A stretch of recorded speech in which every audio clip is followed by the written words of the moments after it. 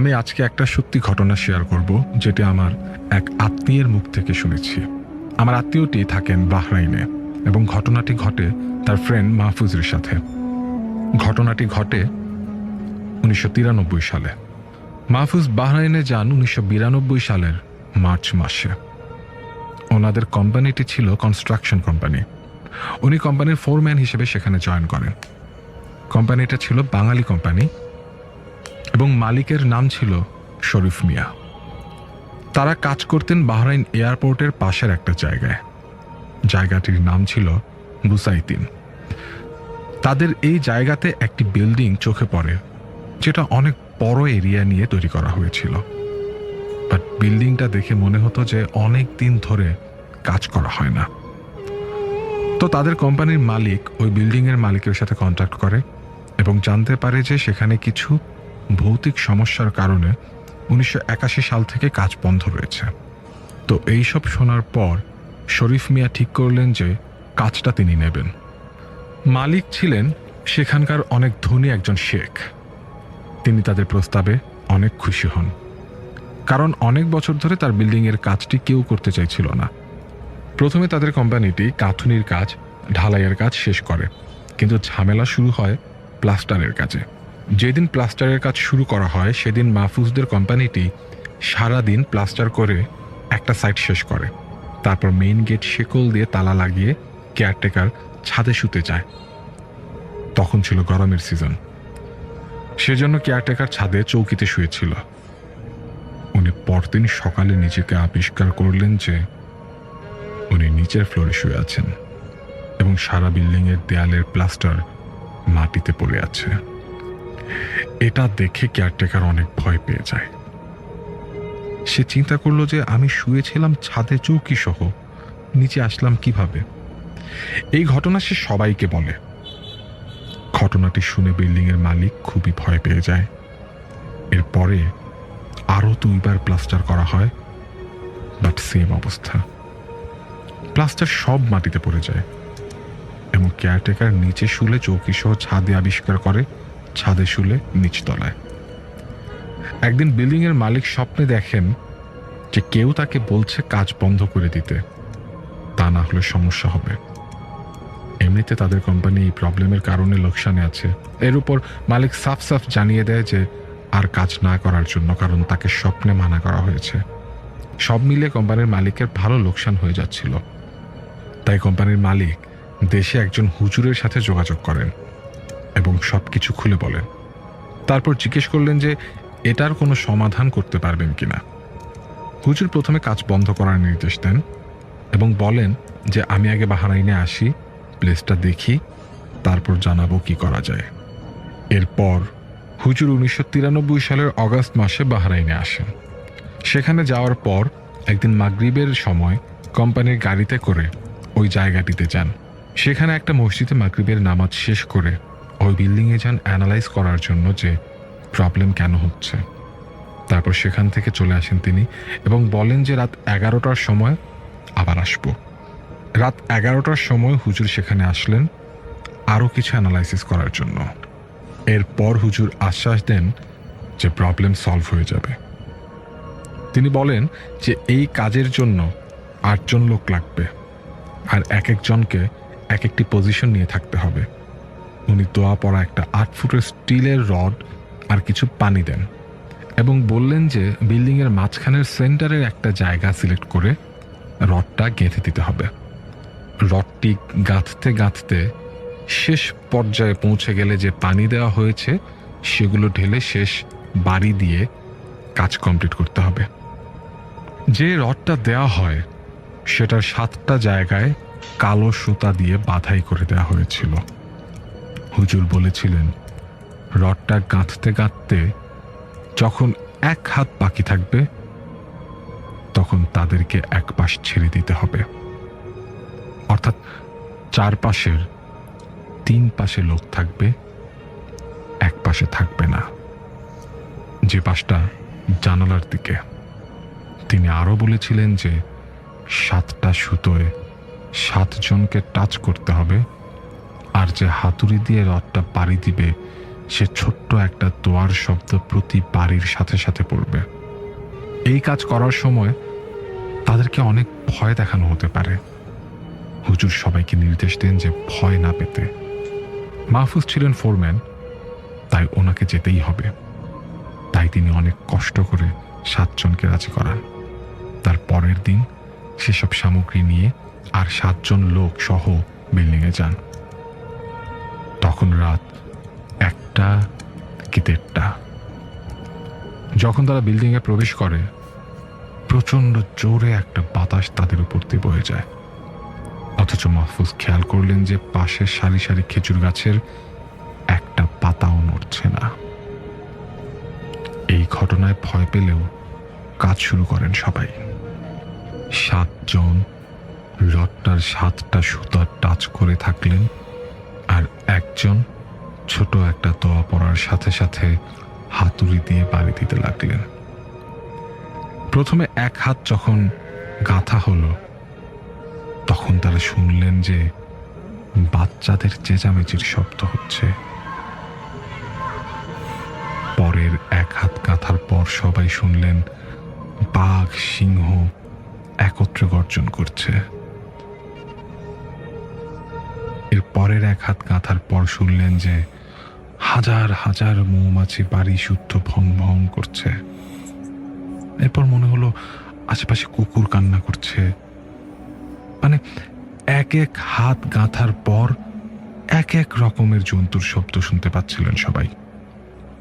তারপর 1 হাত গাঁথা বাকি থাকতে তারা দক্ষিণ পাশটা ছেড়ে দেন। তাদের মনে হতে থাকলো যে বাঘ সিংহ কুকুর আরো বিভিন্ন জীবজন্তু গর্জন করতে করতে দেয়াল ভেঙে তাদের দিকে ছুটে আসছে, কিন্তু তারা কিছুই দেখতে পাচ্ছিলেন না। শেষ পর্যায়ে এসে হালকা একটু গাঁথা বাকি থাকতে পানি ঢেলে দেন তারা। যখন শেষ বাড়িটা দেওয়া হয়, তখন উপস্থিত সবাই শোনেন যে বাঘ সিংহ শেয়াল কুকুর বাচ্চাদের চেঁচামেচির শব্দ সহ একটা একটা মিশ্র ভয়ার্ত আর্তনাদের শব্দের ছায়ামূর্তি দক্ষিণ পাশের জানলা দিয়ে বেরিয়ে গেল। সাথে সাথে মনে হলো বাড়িটা একদম শান্ত হয়ে যায়। এরপর 1 সপ্তাহ পর থেকে তাদের অসমাপ্ত কাজ শুরু করেন মাহফুজের কোম্পানি, এবং 1 মাসের মধ্যে কাজ কমপ্লিটও করেন। তারা পরবর্তীতে হুজুরের কাছে জিজ্ঞাসা করেছিলেন যে সমস্যাটা কি ছিল। হুজুর বললেন যে এই জায়গাটিতে আগে অনেক জিন বাস করত, সেখানে ভালো এবং মন্দ 2 ধরনের জিন থাকতো। তবে মন্দ জিন বেশি থাকে, তারা ভালোদের সেখান থেকে তাড়িয়ে দেয়, এবং পরবর্তীতে বিল্ডিংয়ের কাজ স্টার্ট করার পর থেকে সমস্যা শুরু করে।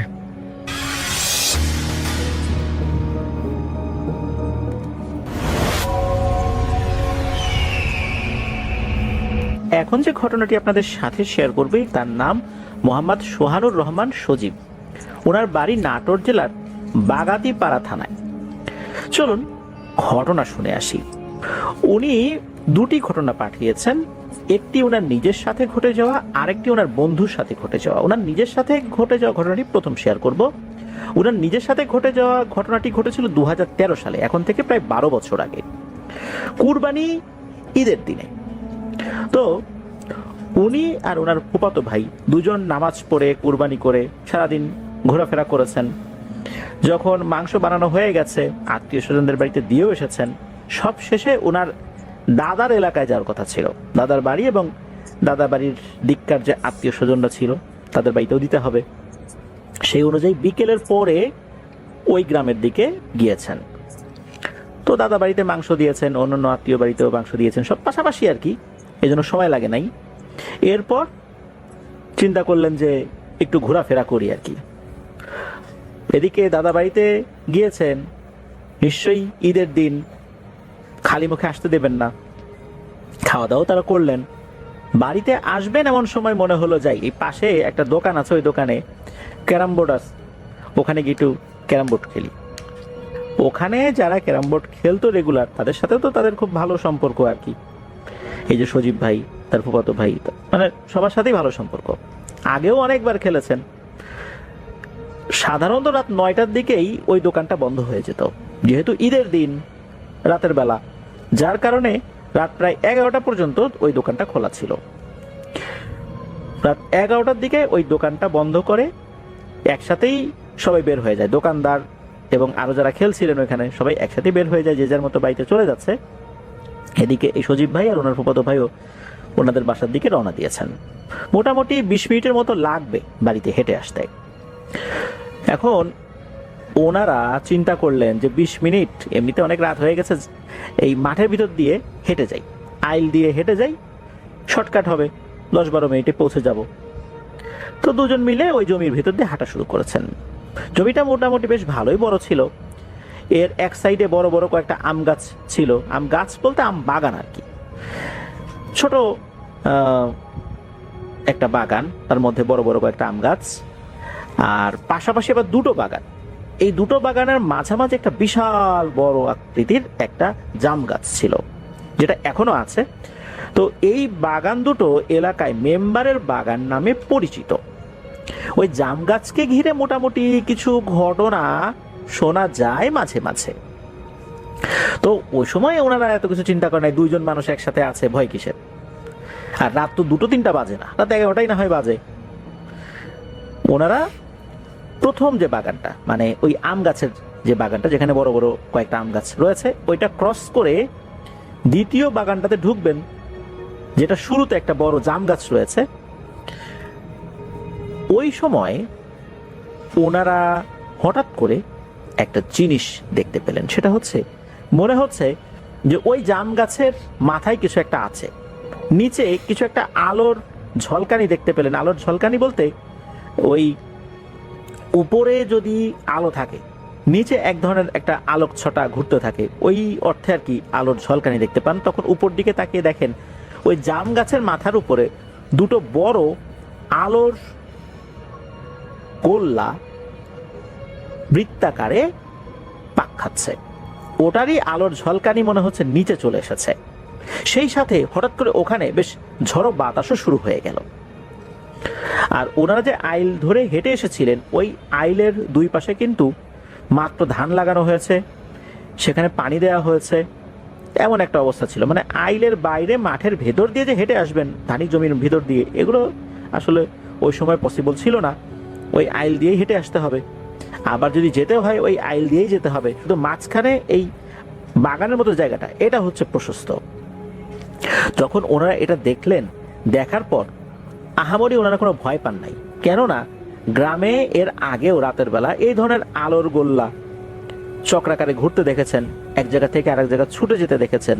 এই কারণে এই বিষয়গুলো আসলে ওনাদের মধ্যে ভয়ের উদ্রেক করে নাই। ওনারা স্বাভাবিকভাবেই ওই গাছটা ক্রস করে আবার আইলের কাছে চলে যান, মানে বাগানের ওই পাশে যে আইলটা আছে সেখানে চলে যান। ওনারা আবার ঘুরে তাকিয়ে ওই আলোর গোল্লা দেখছিলেনও। একসময় একে অন্যকে মজা করে বলছেন যে, এই দেখ দেখ আলো, এখনই এসে তোকে ধরবে, এখনই ধরলো। মানে একজন এরকম মজা করতে করতে সজীব ভাই কি করেছেন, উনি পা ফসকে ওই আইলের পাশ থেকে পাশে যে কর্দমাক্ত ধানি জমি সেখানে পড়ে গিয়েছেন। একদম কাদায় পানিতে মাখামাখি হয়ে গেছে। তখন ওনার ভাই হাত ধরে তাকে টেনে তুলেছে। এরপর ওনারা আবার হাসাহাসি করতে করতে সামনে আগানো যেই না শুরু করেছেন, তখন ঘটে একটা ভয়ঙ্কর ঘটনা। ধপাস করে কোত্থেকে একটা কাঁচা গাছের ডাল এসে ওনাদের সামনে পড়ে। আইলের উপরে যদি এইভাবে হঠাৎ করে একটা কাঁচা ডাল এসে পড়ে, কার না ভয় লাগবে। ওনারা বুঝতে পারলেন যে এই যে হাসি তামাশা করেছেন, এটা উচিত হয় নাই। যাই হোক, ওনারা ওই ডালটাকে ক্রস করে আবার ওনারা যখন পার হওয়া শুরু করেছেন, সামনে আবার আর একটা ছোট বাগানের মতো রয়েছে। তো ওইখানে যেই গাছগুলো রয়েছে সেই গাছগুলো ওরকম বড় না, ছোট ছোট গাছই বলতে হবে। উচ্চতায় হয়তোবা সর্বোচ্চ 15 ফুট এরকম টাইপের বেশ কয়েকটা আম গাছ রয়েছে। তো ওনারা যখন ওদিক দিয়ে হেঁটে যাচ্ছিলেন, হঠাৎ করে দেখতে পেলেন ওই আম গাছের একটা ডালে কালো একটা অবয়ব বসে আছে। এটা কিন্তু দুইজনই দেখতে পেয়েছেন। এটা দেখার সাথে সাথে ওনারা ওখানে থমকে যান, আরে এইটা কি। এরপর কি হয়, ওই যে কালো অবয়বটা দূর থেকেই হি হি করে হেসে ওঠে আর নাকি গলায় বলে, কিরে কেমন লাগলো কাদার মধ্যে নাকানি চুবানি খেতে? খুব তো হাসি তামাশা করলি, হ্যাঁ? এখন দেখ কেমন লাগে। এই বলে কি করেছে, ওই ডাল থেকে একটা লাফ দিয়েছে। লাফ দিয়ে ওনাদের সামনে এসে পড়ে নাই, ওনাদের ডান সাইডে মাত্র 5 হাত দূরে এসে পড়েছে, ধপাস করে যে মাটির উপর এসে দাঁড়িয়েছে, মাটিটাও কেঁপে উঠেছে। ওই মুহূর্তে ওনারা দুজন তো আরো ভয় পেয়ে যান, এই বুঝি এসে ঘাড় মটকে দিল। তখন এনারা আর কোনো কিছু চিন্তা ভাবনা না করে সোজা বাড়ির দিকে দিয়েছেন দৌড় দিলেও ওই বাগান থেকে বের হয়ে আবার যখন আইলে উঠেছেন, এই আইলে তো আসলে পাশাপাশি দৌড়ানো যায় না, আইলের উপর দিয়ে সাবধানে হেঁটে যেতে হয়। ওই দৌড়ানোর সময় ওনারা বারবার পড়ে যাচ্ছিলেন কাদার মধ্যে, আবার উঠছিলেন আবার পড়ছেন, এইভাবে ওনারা বাড়িতে এসে পৌঁছেন। বাড়ির কাছাকাছি ওনারা চলে এসেছিলেন আর কি। তো বাড়ির যে মেইন গেট, এই গেটের সামনে এসে দুইজনই ধপাস করে গেটের উপরে পড়ছেন, প্রচন্ড জোরে শব্দ হয়, ওরা দুজন হাঁপাচ্ছেন। এদিকে সজীব ভাইয়ের বাবা এই শব্দ পেয়ে উনি তাড়াতাড়ি উঠে এসেছেন যে কি হলো। গেট খুলে দেখেন এই অবস্থা, দুইজন কাদা পানিতে একদম মাখামাখি, চেহারাই বোঝা যাচ্ছে না। তখন জিজ্ঞেস করে এই কি হয়েছে তোদের? তখন সজীব ভাই খুলে বলেন যে এই যে বাগানে ভয় পেয়েছে তারা। ওনার বাবা তখন কি করলেন যে ওনাদেরকে বললেন যে দ্রুত আমার সাথে চল, পুকুর ঘাটে চল, দুজনকে এখনই গোসল করতে হবে, কারণ তোরা ভয় পেয়েছিস, এই অবস্থায় ঘরে ঢুকলে ওই দুষ্টু জিনিসগুলো তোদের সাথে সাথে এই ঘরেও ঢুকে পড়বে, ওদেরকে এখান থেকে বিদায় দিতে হবে। এই বলে ওনাদের দুজনকে পুকুর ঘাটে নিয়ে গেলেন। উনি নিজে দাঁড়িয়ে থাকলেন ওখানে, যাতে কোনো ধরনের কোনো ভয় নতুন করে ওনারা না পান। এর মধ্যে ঘর থেকে ওনাদের জন্য পরিবারের অন্য সদস্যরা শুকনো কাপড় চোপড় নিয়ে আসলেন। এরপর দুজন গোসল করে তারপর ঘরে ঢোকেন। ঘরে ঢোকার পর এই সজীব ভাইয়ের আপন ফুপু, যিনি কোরআনে হাফেজা, উনি বাড়িতেই ছিলেন। উনি এই দুইজনকে দোয়া দুরুদ পড়ে রুকিয়া করে দেন। আল্লাহর রহমতে জ্বরও আসে নাই, কোনো সমস্যা হয় নাই। এই ঘটনা এখানেই শেষ। এরপর আসি পরের ঘটনায়। এই ঘটনাটি যার সাথে ঘটেছিল তার নাম হচ্ছে কাজল। সে পেশায় একজন ভ্যান চালক, আর এই কাজল এই সজীব ভাইয়েরই বন্ধু। ওনাদের যেই ঘর, এই ঘরের কয়েক ঘর পরেই হচ্ছে এই কাজল ভাইদের বাড়ি। মাঝে মাঝে একসাথে বসে ওনারা আড্ডা দেন সন্ধ্যার পরে, যখন এই কাজল ভাইয়ের কাজ টাজ থাকে না তখন বন্ধু বান্ধবদের সাথে আড্ডা দেন। তো আড্ডা দিতে দিতে একটা ভয়ের ঘটনা উনি শেয়ার করেছিলেন, যেটা ওনার সাথে ঘটেছিল 2019 সালে। আর 19 সালে যখন এই ঘটনাটা ঘটে, রাত তখন আনুমানিক 1টা। ওই রাত্রে রাত 9:30টার দিকে উনি খাওয়া দাওয়া করে ঘুমানোর প্রস্তুতি নিচ্ছেন। যেহেতু ভ্যান চালান, ওনার ভ্যান কিন্তু তখন ব্যাটারি চালিত ছিল না, প্যাডেল দিয়ে চালাতে হতো, অনেক পরিশ্রমের কাজ কিন্তু এটা। উনি রাত 10টার মধ্যেই শুয়ে পড়েন, সকাল সকাল উঠে পড়েন। 9:30টার দিকে উনি শোয়ার প্রস্তুতি নিচ্ছেন, এমন সময় ওনার ফোনে একটা কল আসে। যেই নাম্বার থেকে কল আসে, এই নাম্বারটা ওনার ফোনে সেভ ছিল। উনি গ্রাম সম্পর্কে একজন চাচা হন, খলিল চাচা। এই খলিল চাচা ফোন করেছেন। খলিল চাচার ফোনটা রিসিভ করার পর খলিল চাচা বলে ওঠেন যে ওনার শাশুড়ি মারা গিয়েছেন, পরিবার নিয়ে এক্ষুনি শ্বশুরবাড়ি যেতে হবে। তো ওনার শ্বশুরবাড়ি ছিল হচ্ছে এই গ্রাম থেকে 11 কিলোমিটার দূরে অন্য আর একটা গ্রামে। এত রাত্রে গ্রামে গাড়ি ঘোড়া তো অ্যাভেলেবল না, তখন কি আর করা, কাজল ভাইকে যেতে হবে ভ্যান নিয়ে। ওনার প্যাডেল চালিত ভ্যান, যেতে তো একটু সময় লাগবে, 10-11 কিলোমিটার। তো কাজল ভাই মোটামুটি নিজেকে প্রস্তুত করে নিয়ে রাত 10টার দিকে এই খলিল চাচার বাড়ির উদ্দেশ্যে বেরিয়ে যান। খলিল চাচার বাড়ির সবাই মোটামুটি রেডি হয়েছিল, যারা যারা যাবেন ওই রাতের বেলা, তারাও ভ্যানে উঠে বসেন। এরপর কাজল ভাই ভ্যান চালানো শুরু করেন। যেহেতু যাত্রী সংখ্যা ভ্যানে একটু বেশি ছিল, চালাতে কিছুটা তো কষ্ট হচ্ছিলই। ঘন্টা 2 লেগে যায় এই 11 কিলোমিটার পথ যেতে। তো যখন ওনারা পৌঁছেছেন রাত 12:30টার মতো বাজে, এখন মরাবাড়ি, সবাই কান্নাকাটি শুরু করেছেন। ওদিকে খলিল চাচা বলছেন যে কাজল তুই এখন চলে যাবি, এত রাতের বেলা আবার এতটা পথ, তুই থেকে যা এখানে, সকালবেলা যাস। কাজল ভাই খুব অস্বস্তি বোধ করছিলেন, কেননা যেহেতু এই বাড়িতে একজন মারা গেছে, সবাই কান্নাকাটি করছে, এখানে উনি বসে থাকবেন, সবাই আত্মীয় স্বজনরা আসছে এখানে, ওনার অস্বস্তি লাগাটাই স্বাভাবিক। তখন উনি বললেন যে আমি চলে যাই, প্রয়োজন হলে আমাকে কল দিয়ে, দরকার আমি আবার আসবো। তো এই বলে কাজল ভাই ভ্যান নিয়ে বের হয়ে গেলেন। তো যখন বের হয়েছেন তখন উনি ওনার যেই বদভ্যাস ছিল সিগারেট খাওয়া, সিগারেট ধরিয়েছেন, ভ্যান চালাচ্ছেন।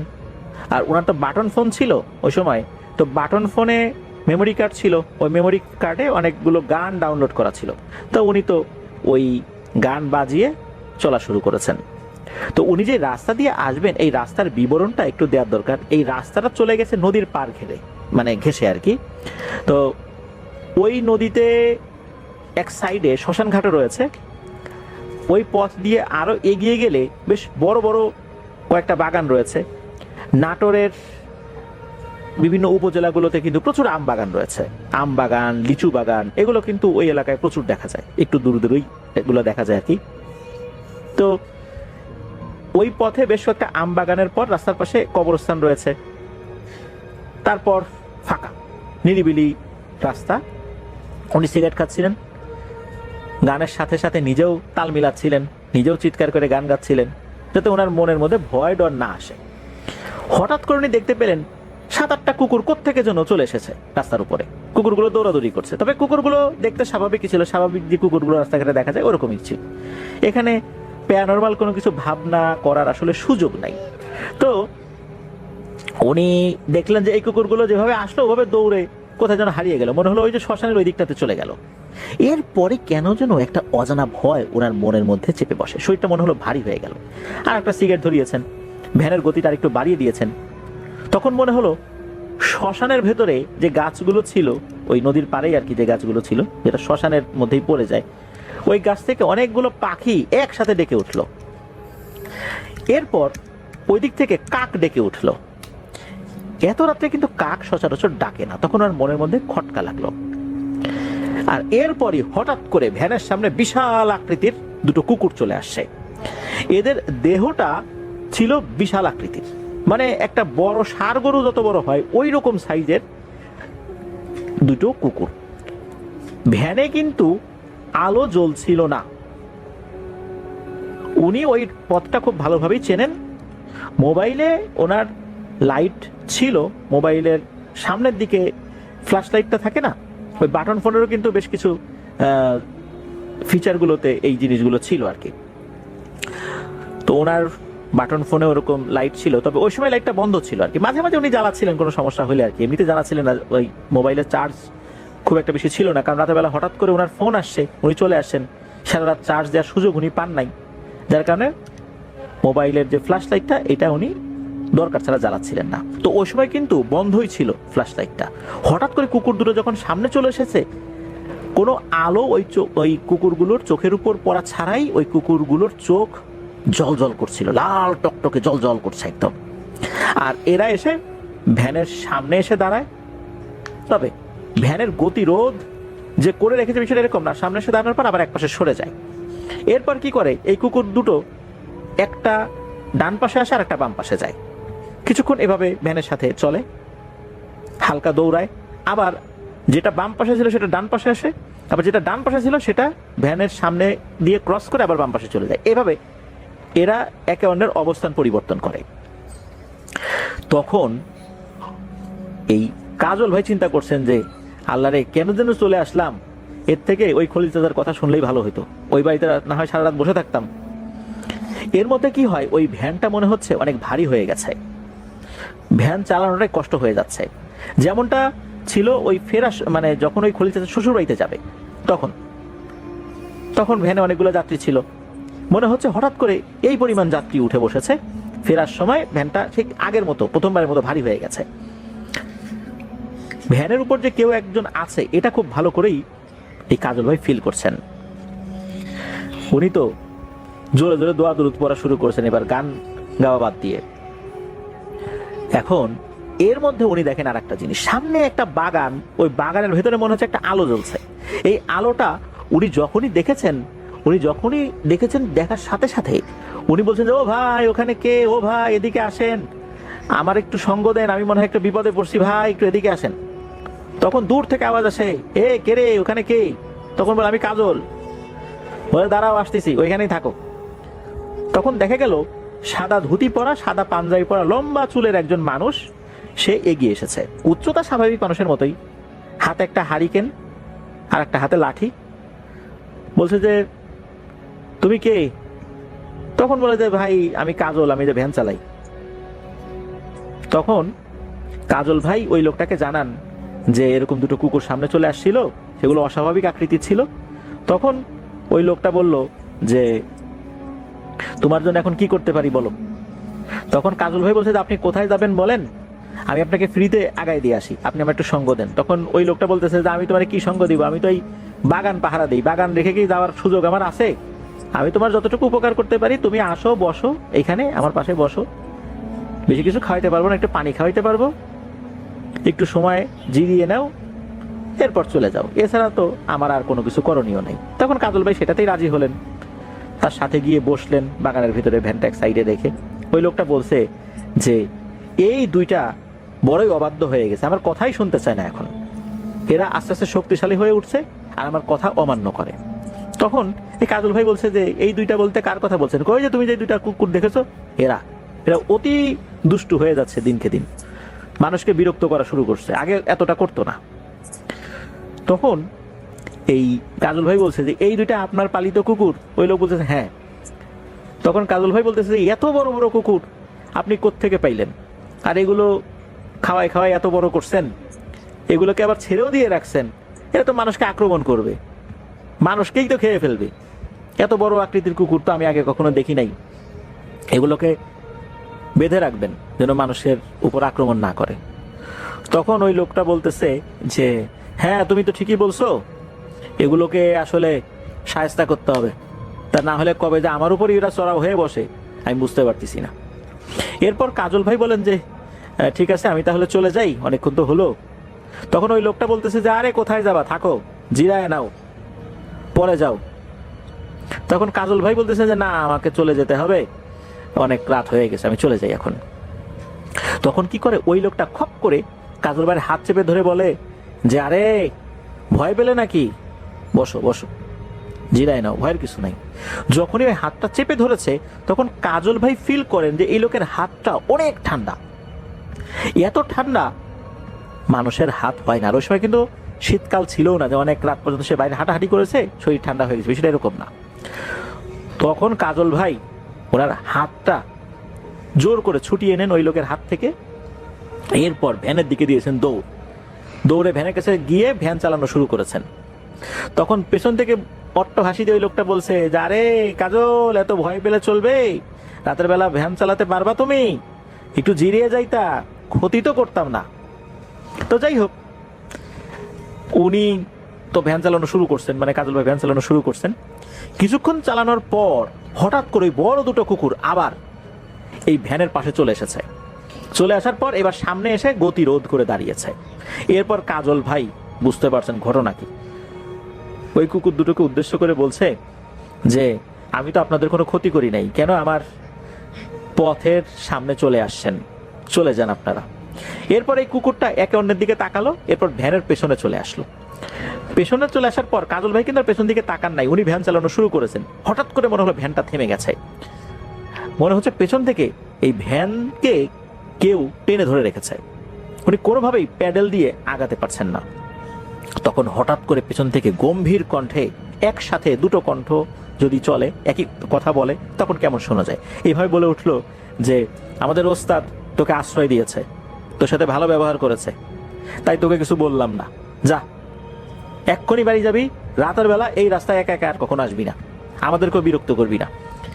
এইটা যখনই বলেছে হঠাৎ করে পেছন থেকে প্রচন্ড জোরে একটা ধাক্কা অনুভব করেন এই কাজল ভাই, মানে ভ্যানের পেছনে ধাক্কা দিয়েছে কেউ সজোরে, এত জোরে ধাক্কা দিয়েছে কোনো প্যাডেল দেয়া ছাড়াই অল্প সময়ের মধ্যেই উনি ভ্যান নিয়ে বাড়ির কাছাকাছি চলে আসছেন। মানে এত জোরে ভ্যান চলা শুরু করেছে, সেটা ওনার নিয়ন্ত্রণের বাইরে চলে যাচ্ছিল। কিছু সময় খুব জোরে ছিল, তারপর গতি কমা শুরু করেছে, একদম থেমে যেতে যেতে উনি ওনার বাড়ির কাছাকাছি চলে আসছেন। এমনিতে উনি ওনার বাড়ির কাছাকাছি ছিলেন। তো যাই হোক, এই ঘটনার পর কাজল ভাই আবার এলাকার একজন মুরব্বীর সাথে কথা বলেন যে ওনার সাথে এই ঘটনা ঘটেছে। তো সেই মুরব্বী জানান যে বহুদিন আগে ওই বাগানে একজন কবিরাজ থাকতো, বাগানটা পাহারাও দিত, তবে ওই কবিরাজের কিছু পোষা জিন ছিল যারা মানুষের উপকার করত। ওই কবিরাজও কখনো কারো ক্ষতি করেছে এটা শোনা যায় না, ওই জিনগুলো কাউকে ভয় দেখিয়েছে বা ক্ষতি করেছে এরকমটা শোনা যায় না। কোনো একটা অজ্ঞাত কারণে ওই কবিরাজ মারা যায়, আর তার দেহটা ওই বাগানের একটা গাছে ঝুলন্ত অবস্থায় পাওয়া যায়। অনেক মানুষ ওই দিক দিয়ে চলার সময় মাঝে মাঝে সাদা পোশাক পরিহিত একটা লোককে দেখে। ধারণা করা হয় ওই কবিরাজের সেই অনুগত জিনগুলোই এখনো ওখানে আছে, মানুষের খুব একটা ক্ষতি করে না, পারলে উপকার করে। ওরা দেখে যে যেই লোকটা যাচ্ছে এ ভালো মানুষ না খারাপ মানুষ। যদি মনে হয় ভালো মানুষ তাহলে কিছু করে না, আর যদি খারাপ মানুষ মনে করে তাহলে ভয় ভীতি দেখায় মাঝে মাঝে, তবে সেটা মারাত্মক লেভেলের ক্ষতিকর কিছু না। তো এটাই ছিল ঘটনা।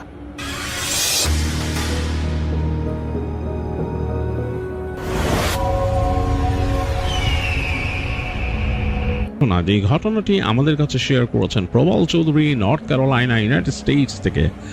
প্রবাল আমাদের কাছে অতীতেও কিন্তু বেশ কিছু ঘটনা শেয়ার করেছেন এবং তার ঘটনাগুলো বরাবরই বেশ ভালো হয়। তিনি বেশ খুঁজে পেতে খুব ভালো ঘটনাগুলো কালেক্ট করে নিয়ে আসেন।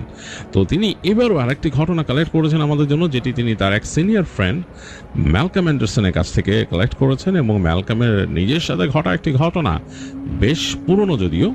তো আমি সেই ঘটনায় চলে যাব, আমি শেয়ার করব। প্রবাল আমাকে রিকোয়েস্ট করেছেন যেন আমি আমার মতো করে ঘটনাটা শেয়ার করি আপনাদের কাছে। আমি চলে যাচ্ছি প্রবালের পাঠানো ঘটনায়। বেশ আগের কথা, 80-র দশক। ম্যালকম তখন তিনি বাস করেন কানেকটিকাটে এবং তখন তিনি একটা ডেইরি প্রতিষ্ঠানের সাথে যুক্ত ছিলেন, যেখানে তিনি সাপ্লায়ার ছিলেন। তিনি প্রোডাক্ট কালেক্ট করে একটা যে কোনো একটা ডেইরি প্রতিষ্ঠান সেটার প্রোডাক্ট কালেক্ট করে তিনি সাপ্লাই করতেন বিভিন্ন জায়গায়। তো বেশ ইয়াং ছিলেন তিনি তখন, কেবল টিনেজ পার করেছেন এবং ফুল অফ এনার্জি। এবং তিনি তার বাসা থেকে তখন আলাদা হয়ে গেছেন, যেটা হয় তখন মানে ইয়াং এজটা পার হওয়ার পরই বাবা মার কাছ থেকে আলাদা হয়ে যায় ছেলেমেয়েরা বিদেশে। তো ম্যালকমও তাই করেছিলেন, তিনি বাইরে চলে গিয়েছিলেন বাসা থেকে এবং তিনি যেতেন বাবা মাকে ভিজিট করতেন মাঝে মাঝে, এরকমভাবেই তার কাটতো জীবন। তো একদিন ম্যালকম সন্ধ্যার পরে বাসায় আসছে কাজের থেকে। তো সে সাধারণত খুব আর্লি চলে যেত সকালবেলা কাজে, আস্তে আস্তে সন্ধ্যা হয়ে যেত, বেশ হার্ড ওয়ার্ক, বেশ ক্লান্ত হয়ে যেতেন। তো বাসায় এসে ওই দিন তিনি ফ্রেশ হয়ে জাস্ট কিছু খাবার নিয়ে বসছেন। তো এই সময় তার ফোন বাজলো। ফোন ধরার পর দেখতেছে তার বাবা বলতেছে যে তোমার মা হঠাৎ অসুস্থ হয়ে গেছে, তাকে নিয়ে আমি এমার্জেন্সিতে চলে আসছি, তুমি আসো তাড়াতাড়ি। তো তিনি ম্যালকম চিন্তা করলেন, জিজ্ঞেস করলেন কোন হাসপাতাল, সব কিছু শুনে দ্রুত সব কিছু তিনি রেখে মোটামুটি একটু প্যাক করে চলে গেলেন। গাড়ি নিয়ে বের হয়েছেন। যে হাসপাতালের কথা বলছে তার বাবা, সেটা তাদের যে বাড়ি সেটা কিন্তু একটু বাইরে ছিল, শহর থেকে একটু বাইরে ছিল তাদের বাসা। তো বেশ খানিকক্ষণ সময় লাগে সেখানে যেতেই। তো সেইখান থেকে আবার বেশ খানিকটা দূরে সে হসপিটাল। তো ম্যালকম ড্রাইভ করে বেশ একটা সময় নিয়ে পৌঁছাইলো সেখানে। তো তখন শীতের সময়, ঠান্ডা পড়ছে, গাছপালা পাতা টাতা ঝরে গেছে, অন্যরকম অবস্থা। তো পৌঁছায় সে গাড়ি থেকে নামলো। গাড়িটা পার্ক করার সময় খেয়াল রাখতে হয় যে এখানে যদি হঠাৎ করে এরকম একটা সিজন যে স্নোফল হয়, আটকায় গেলে তো সমস্যা। তো গাড়ি পার্ক করে পার্কিং লটে গেল, গিয়ে দেখলো যে এই হাসপাতালটা অনেক পুরনো এবং অনেক হিস্ট্রিক হাসপাতাল, মানে অনেক অনেক পুরনো এটা। তো ম্যালকম এই হাসপাতাল সম্বন্ধে তেমন কিছু জানে না, বাট সে দেখলো আর কি হাসপাতালটা অনেক পুরানো।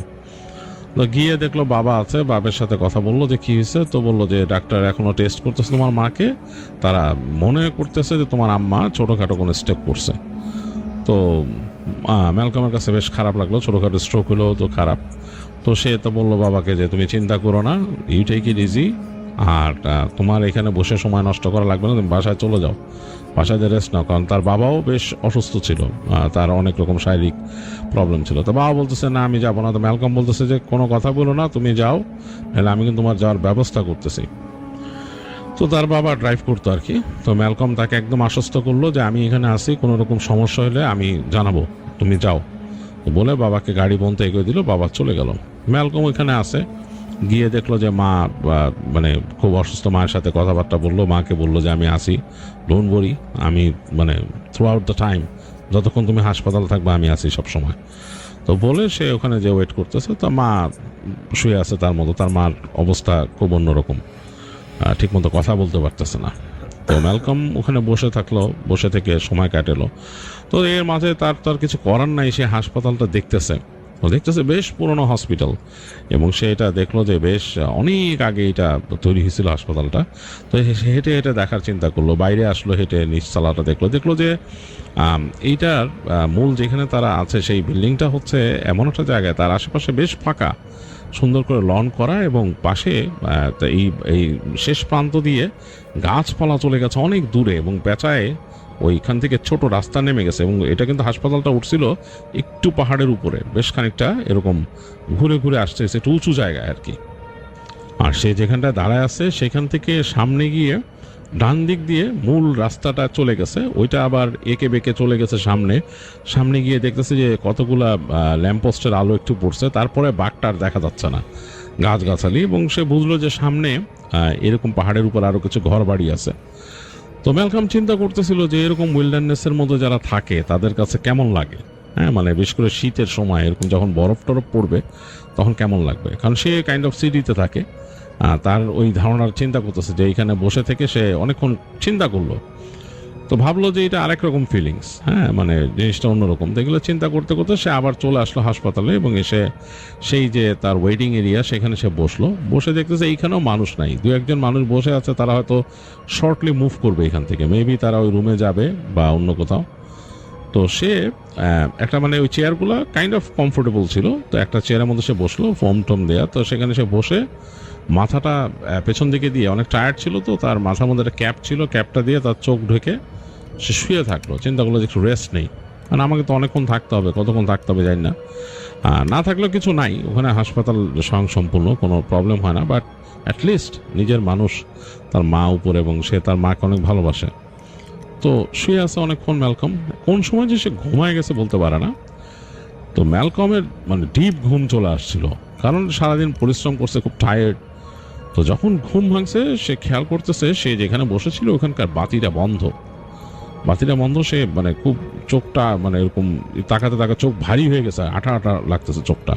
তা ক্যাপটা সরাইলো মুখের উপর থেকে, এই ক্যাপটা পরেছিল সে লাইটের জন্যই।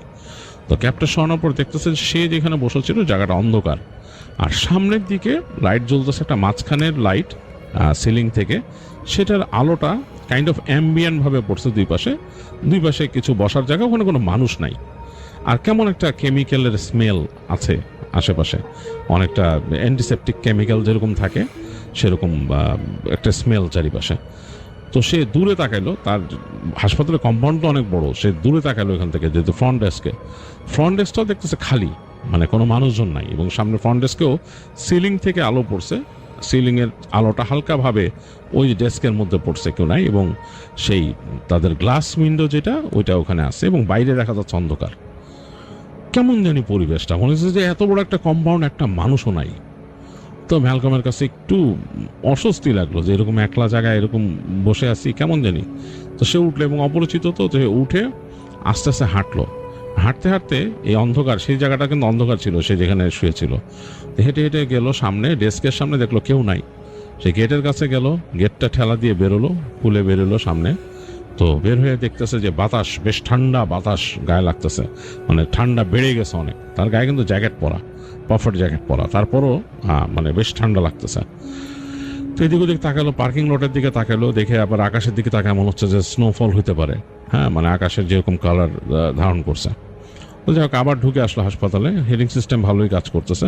তো সে চিন্তা করলো যে আমি উপরে উঠি, উপরে যাই, কিছু খেতে হবে, ভেন্ডিং মেশিন টিশিন আছে নাকি। তো হেঁটে এসে ওখানে সিঁড়ি ছিল, আর ওই পাশে লিফট আছে, হাসপাতালটা টোটাল 3 তলা। তো সে ওই সিঁড়িতে উঠে দোতলায় গেল, দোতলায় গিয়ে দেখতেছে যে এই সামনের যে অংশটা ওই জায়গাটাও অন্ধকার করে রাখছে, মানে এই পাশে আলো জ্বলতেছে একটা, সেটার আলো দিয়ে হালকা আলো হচ্ছে। তো সে বুঝতে পারলো যে এটা হয়তো তারা এনার্জি সেভ করতেছে। তো ওইটা দেখে সে হেঁটে গেল সামনে যেয়ে সে খুঁজতেছে এখানকার কোনো ক্যাফেটেরিয়া বা কিছু মানে পায় কিনা। সে চিন্তা করতে করতে হাঁটতে দেখলো যে ভেন্ডিং মেশিন আছে 2টা, ওখান থেকে সে তার পকেটে কয়েন ছিল, চিপস বের করে নিল 2 প্যাকেট, বেরোয় সেটা নিয়ে হাঁটা দিয়েছে। সে চিন্তা করছে ক্যাফেটেরিয়া কোথায়। তো এখন যেখানে হাঁটতেছে ওই জায়গাটা কিন্তু একটা ফাঁকা জায়গা, একটা প্যাসেজের মতো, খুব একটা আলো নাই, মানে দেখা যাচ্ছে যে একটা আলো যদি জ্বলে পরেরটা জ্বলে না, এরকম আর কি, মানে একটু আলো আধারির মতো।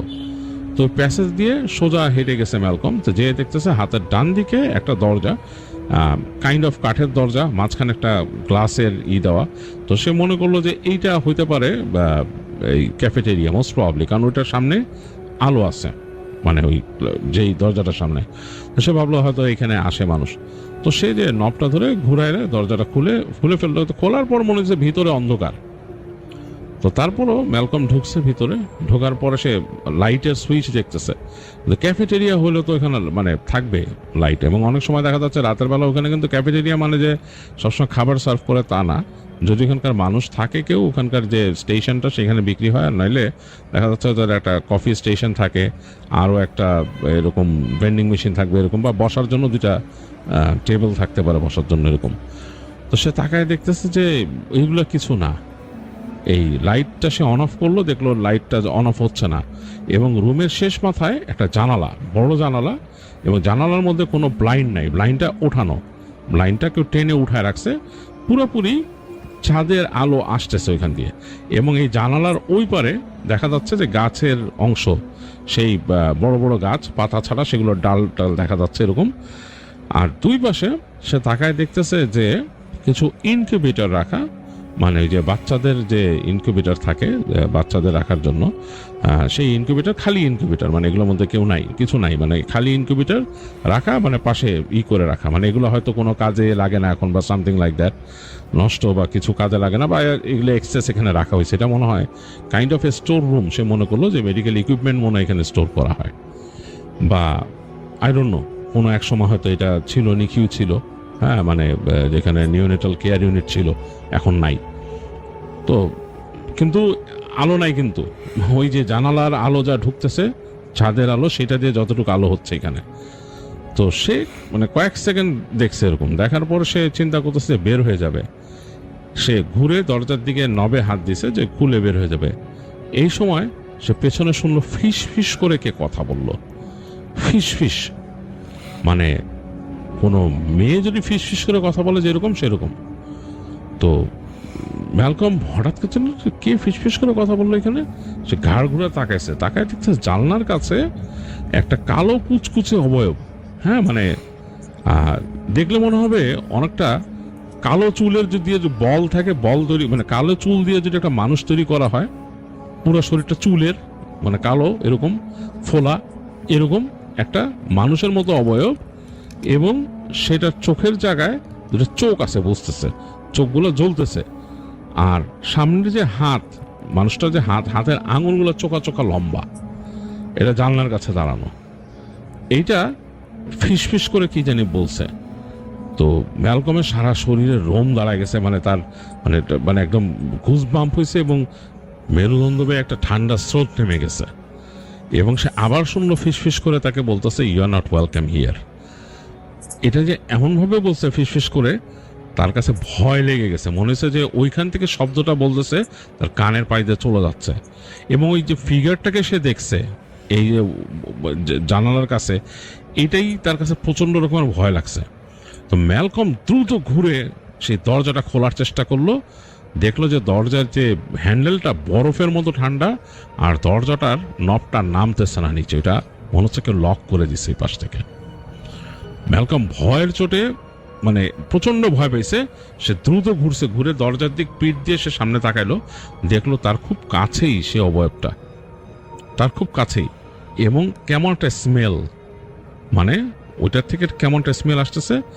ম্যালকমের কাঁধের মধ্যে ওইটা হাত রাখলো, ম্যালকম পুরা অনুভব করলো, মনে হলো তার কাঁধের একটা পাশ পোড়াই দিতেছে কেউ, মানে গরম কিছু দিয়ে তার কাঁধের মধ্যে টাচ করছে। তার হাত থেকে সে ওই যে তার হাতে চিপসের ব্যাগ ছিল, ওগুলো পড়ে গেল ঠাপ ঠাপ করে। পড়ে যাওয়ার পর ম্যালকমের আর কিছু মনে নাই, মানে তার মাথা পুরো ভ্যাকেন্ট। তো ম্যালকমের যখন হুঁশ ফিরছে, ম্যালকম নিজেকে আবিষ্কার করলো সে একটা রুমের ভেতরে, এবং একটা হসপিটাল বেডে সে শুয়ে আছে। তো সে তাড়াতাড়ি উঠে বসলো, উঠে বসে তাকাচ্ছে আশেপাশে। তো ইউজুয়াল হসপিটাল যেরকম হয় সেরকম লাগে নাই তার কাছে। তার কাছে দেখে মনে হলো যে এই যে বিছানাটা এসে শুয়ে আসছিল ওইটা বেশ মানে শক্তপোক্ত অন্যরকম বিছানা। তো সে উঠে দেখতেছে যে বিছানাটা মাটির সাথে যে ফ্লোর আছে সে ফ্লোরের সাথে নাট দিয়ে লাগানো, মানে শক্ত করে আটকানো। তো ম্যালকম চিন্তা করছে আমি বিছানায় কেমনে আসলাম, এবং দেখলো রুমের মধ্যে আলোটাও বেশ কম, এবং রুমের চারপাশ খেয়াল করলো যে তার ওখানে যাওয়ার মতো কোনো জায়গা নাই, হ্যাঁ, মানে পুরা অন্যরকম। তো সে দেখতেছে যে ওই রুমের সামনে, মানে সেই যে রুমে আছে সামনে একটা কাচের এরকম উইন্ডোর মতো আছে। তো সে দেখতে পাচ্ছে না কিছু, মনে হইতেছে এটা আয়না। তো ম্যালকম তাড়াতাড়ি উঠে গিয়ে দরজা খোলার চেষ্টা করলো, দেখলো দরজাটা লক। তো ম্যালকম যে ওই যে আরেকটা দরজা পাইছে রুমে, সেটা খুলে দেখে বাথরুম, এবং সেই বাথরুমের যেই মিরর, সেই মিররটা মিরর না, ওইটা ফিক্সড একটা স্টিলের মতো রিফ্লেকটিভ জিনিস, যেটা মানে খোলা যাবে না, কাঁচ নাই ওইখানে। তো ম্যালকম বোঝার চেষ্টা করতেছে সেইখানে কিভাবে আসে, এবং সে দেখলো সেটা গাউন পরা গায়ে। তো সে ওখানে বের হয়ে যেয়ে সে চিৎকার করা শুরু করলো, হ্যালো সামবাডি হেল্প মি বলে সে নক করা শুরু করলো দরজার মধ্যে। কোনো সাড়া শব্দ নাই।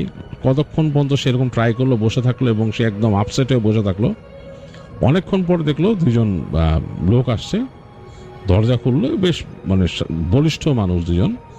হসপিটালে তাকে এসে বলতেছে যে তোমার হুঁশ ফিরছে, তোমার কি অবস্থা, কি ঘটনা কি, বলে দুজন দরজা লাগাই দিছে। তো একজনের হাতে তার প্রেশার মাপার মেশিন এরকম নিয়ে আসছে। তো ম্যালকম বলছে আমি কোথায়, তো বলছে ওকে রিল্যাক্স, তুমি রিল্যাক্স করো, তুমি এখন এটা একটা ফ্যাসিলিটির মধ্যে আসো, তোমাকে এখানে আনা হয়েছে কারণ তোমার ইভ্যালুয়েশনের জন্য, তোমার মেন্টাল স্টেট ইভ্যালুয়েশনের জন্য। ম্যালকম বলতেছে আমি কি করছি, বলে তুমি কি করছো, তোমার কিছু মনে নাই, বলে না। তো বলে তারা প্রেশারটা নিয়ে নেই। তো তার ব্লাড প্রেশার দেখলো, তার মানে টেম্পারেচার এগুলো মনিটর করে লোকগুলা চলে যাবে। তো লোকটা তখন বলতেছে তোমার কি আসলে কিছু মনে নাই? ম্যালকম বলতেছে না আমার কিছুই মনে নেই, আমার যা মনে আছে যে আমি একটা হসপিটালে ছিলাম, আমার মাকে দেখতে গেছিলাম, এবং সেইখানে আমি একটা রুমে আটকা পড়ছিলাম, এবং একটা উদ্ভট জিনিস আমি দেখছি, এবং তারপর আমার আর কিছু মনে নাই। তো লোকটা বলল মানে যে লোকটা আসে সেটা কৃষ্ণাঙ্গ একটা লোক, আর তার সাথে আরেকজন সাদা আছে। তো দুইজনে কথা বললো আস্তে আস্তে নিচু স্বরে, একটু দূরে যে। তারপর এই যে কৃষ্ণাঙ্গ লোকটা বললো যে লিসেন, তোমাকে আমি বলি কিছু কথা, যেটা শোনো।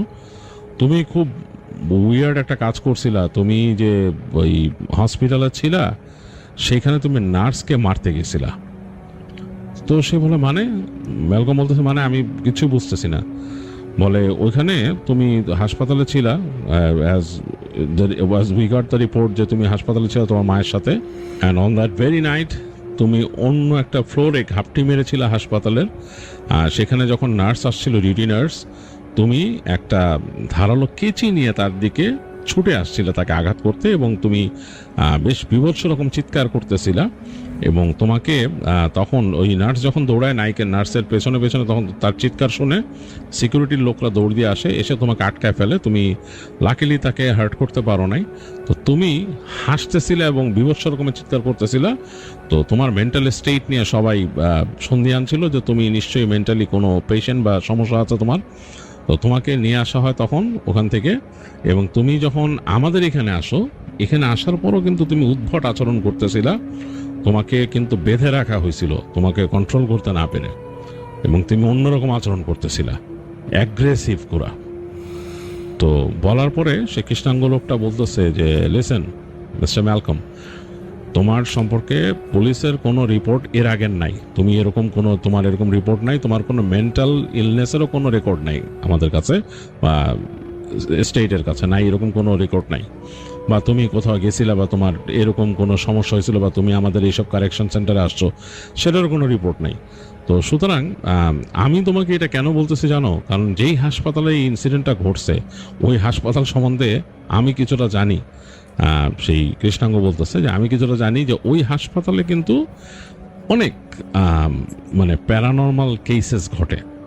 তো আমার কাছে এটা মনে হয়েছে এটা একটা প্যারানর্মাল কেসেস, এই কারণে কিন্তু তোমাকে আমি এরকম ডিটেলস শেয়ার করলাম।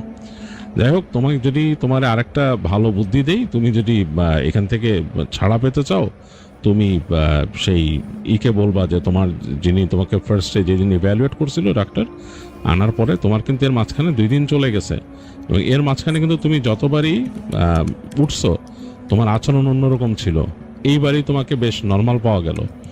তো তুমি সেই ডাক্তার যিনি ইভ্যালুয়েট করবেন তাকে তুমি বলবা যে আমি ঠিক আছি, আমি কিছু একটা দেখে ভয় পাইছিলাম, অনেক প্যানিকড হয়ে গেছিলাম, এই কারণে এরকম হয়েছে, এরকম শান্ত হয় না, অ্যান্ড আই ডোন্ট নো কেন হয়েছে। তো ডাক্তার হয়তো তোমাকে যে চেক করবে, কিছু মেডিকেল চেক করতে পারে, কিছু ওষুধ দিতে পারে, বাট ইভেনচুয়ালি হল লেট ইউ গো, যদি তুমি নর্মাল আচরণ করো। তো ম্যালকম তখন বুঝতে পারে যে সে একটা ভেজালে পড়ে গেছে। হ্যাঁ, সে বলে যে আমার প্যারেন্টের সাথে কি আমার দেখা করতে দিবেন, আমার মা অসুস্থ ছিল। বলে তোমার মা, সে ইজ ফাইন নাও, সমস্যা নাই, তাকে বাড়ি পাঠাই দিছে, সে বাসায় চলে গেছে অলরেডি, আর তোমার বাবা আসবে কালকে তোমার সাথে দেখা করতে। সো টেক কেয়ার এবং ঘুমাও, তোমাকে দেখতে চায় তারা, তো ঘুমাও, তোমাকে কিন্তু মনিটর করতেছে তারা। যাই হোক, ম্যালকম তাদের সাথে কথা বলে সে একটু ডিসাইড করে মাথায় এবং তাকে ঘুমাইতে দেয়। তো ম্যালকম ঘুমায়, ঘুমের মাঝে সে উল্টাপাল্টা স্বপ্ন দেখে এবং মানে ভয়ঙ্কর স্বপ্ন। সে স্বপ্নে দেখে যে তার বিছানার আশপাশ দিয়ে সেই যে সে কালো কুচকুচে চুলের মতো অনেকটা এরকম, এবং মানে সেটা চুল বা ধোঁয়া যেটাই বলে, গাঢ় অন্ধকার তার বিছানার আশপাশ